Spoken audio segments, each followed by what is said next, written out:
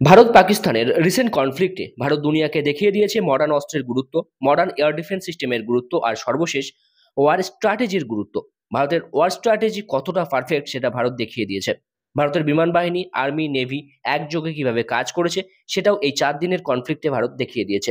অন্যদিকে পাকিস্তান সশস্ত্র বাহিনীর তালমেলের অভাব, পুয়ার ওয়ার স্ট্র্যাটেজি সারা দুনিয়া কিন্তু টের পেয়ে গেছে।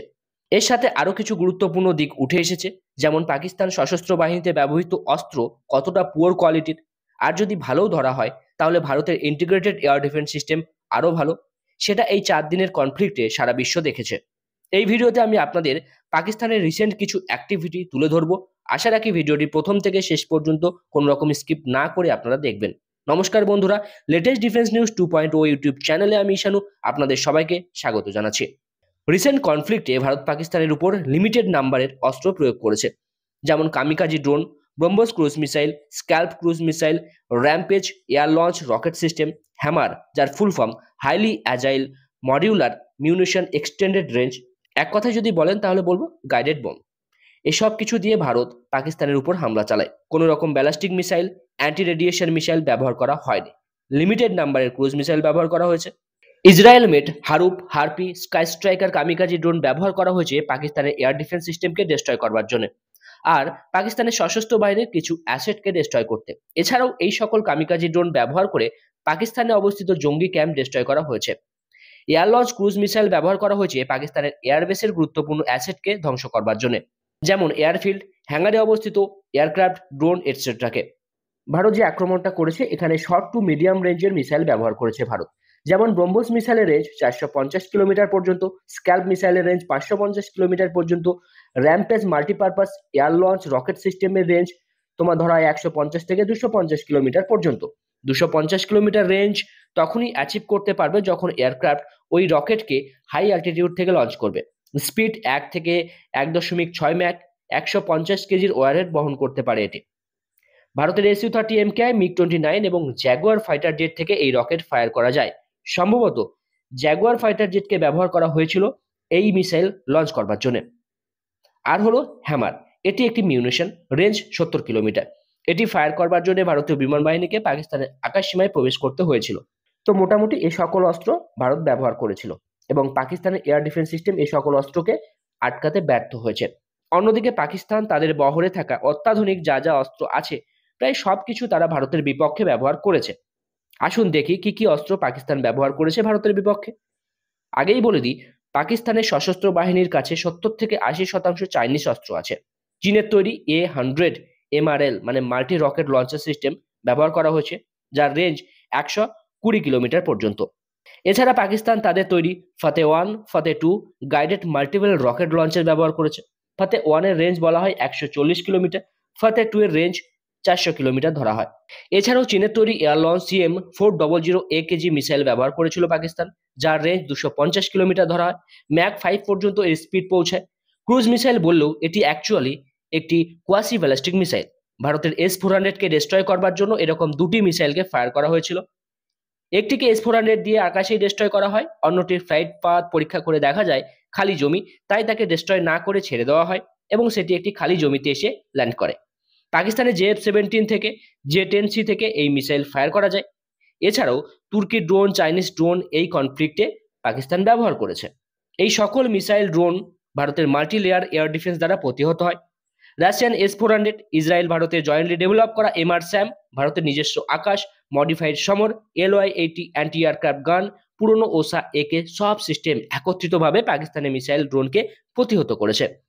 ও পাকিস্তান এই কনফ্লিক্টে তাদের তৈরি সাইন নিউক্লিয়ার ক্যাপাবল ব্যালিস্টিক মিসাইল ব্যবহার করেছিল। তাদের লক্ষ্য ছিল ভারতের রাজধানী দিল্লিকে আঘাত করা, কিন্তু ভারতের এয়ার ডিফেন্স সিস্টেম সেটি রুখে দিতে সফল হয়। অন্যদিকে পাকিস্তানের চাইনিজ এয়ার ডিফেন্স সিস্টেম ব্যর্থ ভারতের মিসাইল ঠেকাতে। পাকিস্তান তাই এবার নতুন বন্ধু খুঁজছে চাইনিজ অস্ত্রের বিকল্প হিসাবে। চায়নার বিকল্প একমাত্র তুর্কি হতে পারে, কি তাই না? তাই এবার পাকিস্তান তুর্কির এয়ার ডিফেন্স র্যাডার, তুর্কির এয়ার ডিফেন্স সিস্টেমের দিকে নজর দিয়েছে এবং সম্ভবত সেগুলি ক্রয়ও করবে। পাকিস্তান চীনের HQ-16 এবং HQ-9 মিডিয়াম এবং লং রেঞ্জের এয়ার ডিফেন্স সিস্টেম ব্যবহার করে, যা অলরেডি ফেল হয়ে গেছে ভারতের মিসাইলকে আটকাতে। সেই কারণে তুর্কির সিপার-1 এবং সিপার-2 লং রেঞ্জের এয়ার ডিফেন্স সিস্টেম ক্রয় করার কথা ভাবছে পাকিস্তান। পাকিস্তানের এয়ার ডিফেন্সে ব্যবহৃত HQ-16 এর রেঞ্জ 40 থেকে 70 কিলোমিটার পর্যন্ত। সেই জায়গায় পাকিস্তান তুর্কির সিপার 1 ক্রয় করতে চাইছে, যার range 70 kilometre. Sipper 1 already operational. Sipper 2 যেটা এখনো টেস্টিং ফেসে আছে, এর রেঞ্জ ধরা হচ্ছে 150 কিলোমিটার। বড় ধরনের মার খাওয়ার পর পাকিস্তান বুঝেছে যে চীনের অস্ত্র নামেই উন্নত, কাজে কিছু না। এছাড়াও পাকিস্তান তুর্কির লং রেঞ্জের এয়ার ডিফেন্স রাডার ক্রয়ের কথা ভাবছে। ভারতের আক্রমণে পাকিস্তানের কাছে যে US made ANTPS-77 multi role radar আছে, তার প্রায় সবকটি ডিস্ট্রয় হয়ে গেছে। 6টি এরকম রাডার 2005 সালে ডিল করেছিল পাকিস্তান। রিপোর্টে বলা হচ্ছে, যত এয়ারবেসে ভারত অ্যাটাক করেছে তাতে রাডারকে টার্গেট করা একটা লক্ষ্য ছিল। আমেরিকার রাডারের সাথে চীনের তৈরি YLC-18A রাডার, একেও কিন্তু ধ্বংস করা হয়েছে। যেহেতু আমেরিকা থেকে আর রাডার ক্রয় করতে পারবে না, আর চাইনিজ রাডার তো দেখলই, তাই পাকিস্তান এবার মুসলিম ব্রাদার তুর্কির থেকে রাডার ক্রয় করতে চলেছে। রিপোর্ট অনুযায়ী তুর্কির ALP-300G next generation S band active electronically scan array long range radar Pakistan ক্রয় করতে চলেছে। তুর্কির অ্যাসেলসান কোম্পানি এটি তৈরি করে।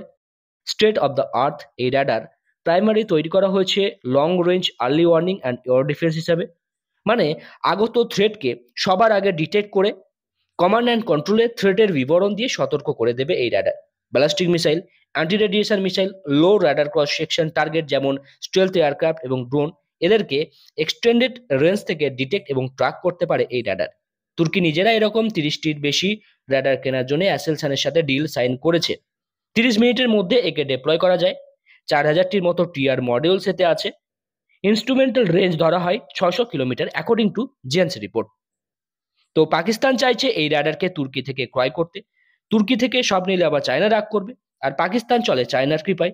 তো চীনের supersonic missile fail, quasi ballistic missile fail, তো পাকিস্তান এবারে চায়নার থেকে চাইছে হাইপারসনিক মিসাইল ক্রয় করতে, স্পেশালি হাইপারসনিক গ্লাইড ভেহিকলস টেকনোলজিতে তৈরি হাইপারসনিক মিসাইল। পাকিস্তানের ধারণা হয়তো এই মিসাইল ভারতের এয়ার ডিফেন্স সিস্টেমকে ভেদ করতে সক্ষম হতে পারে। আমি কিন্তু না বলছি না, কারণ এখনো পর্যন্ত হাইপারসনিক মিসাইলকে রুখতে পারে এমন কিন্তু এয়ার ডিফেন্স সিস্টেম তৈরি হয়নি। রাশিয়া ইউক্রেন যুদ্ধে রাশিয়া কিন্তু হাইপারসনিক মিসাইল ব্যবহার করেছে, এবং সেই হাইপারসনিক মিসাইলকে ইউক্রেনের কোনো এয়ার ডিফেন্স সিস্টেম কিন্তু রুখতে পারেনি। এখন এটা সময়ের ব্যাপার। পাকিস্তান যদি চীনের তৈরি এই হাইপারসনিক মিসাইল ভারতের উপর অ্যাপ্লাই করে, মানে ভারতের উপর যদি ফায়ার করে, ভারতের এয়ার ডিফেন্স সিস্টেম সেটা রুখতে পারবে কিনা এখন সময় সেটা বলবে। তো এই ছিল একটি ভিডিওটি যদি ভালো লেগে থাকে অবশ্যই লাইক করবেন, বন্ধুদের সাথে শেয়ার করবেন। দেখা হবে নতুন একটি ভিডিওতে নতুন টপিকের সাথে। ততক্ষণ সবাই ভালো থাকবেন, সবাইকে ভালো রাখবেন। ধন্যবাদ। জয় হিন্দ, বন্দে মাতরম।